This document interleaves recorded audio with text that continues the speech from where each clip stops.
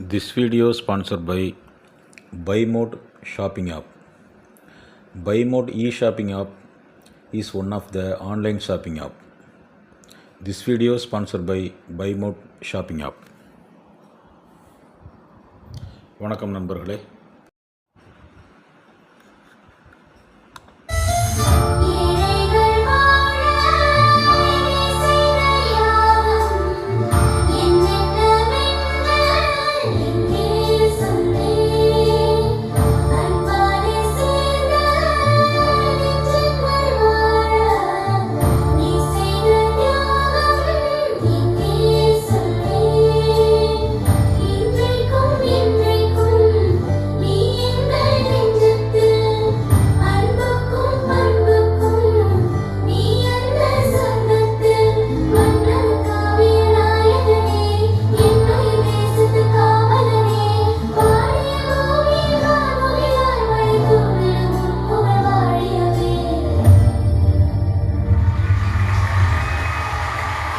வணக்கம் நண்பர்களே.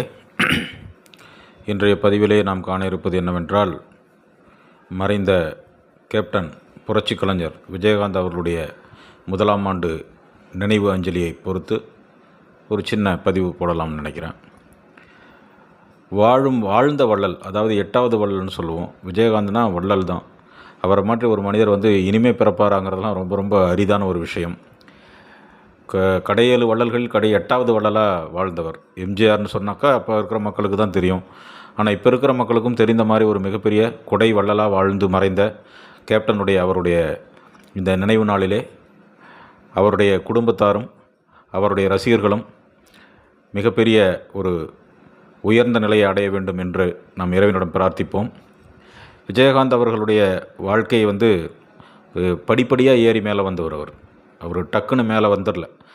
ரொம்ப சிரமங்களை சந்தித்து தன்னுடைய நிறத்தினால் அவமானப்பட்டு ஒதுக்கப்பட்டு ஓரங்கட்டப்பட்டு அப்படி தட்டு மாதிரி ஏறி தான் மேலே மிக உயர்ந்த லெவலுக்கு போயிட்டார். இன்னும் கொஞ்ச நாள் வாழ்ந்திருந்தார்னா நம்ம தமிழ்நாட்டையே ஆண்டிருப்பார். நமக்கு மிகப்பெரிய ஒரு சொந்த காசையும் செலவழித்து இவ்வளோ நல்லது பண்ண மனுஷன் அவர் ஆட்சிக்கு வந்திருந்தால் எவ்வளோ பெரிய நல்லதெல்லாம் பண்ணியிருப்பார். இந்த தமிழ்நாடே ஒரு பெரிய ஒரு முன்னேற்றமான ஒரு சூழ்நிலைக்குள்ளே போயிருக்கும். இருந்தாலும் நம்ம அவரை இழந்துட்டோம். அவர் வாழ்ந்த போது யாருமே அவரை பெருசாக யோசிக்கலை. அன்றைக்கி அவரை எல்லாரும் தூற்றுனாங்க.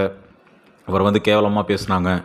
அதாவது அன்றைக்கி டிவியில் காட்டினதெல்லாம் உண்மைன்னு நம்பிட்டாங்க. அன்றைக்கி இருக்கிற மீடியாக்கள் அவரை பற்றி உண்மை விஷயத்தை வெளிக்கொண்டு வரல.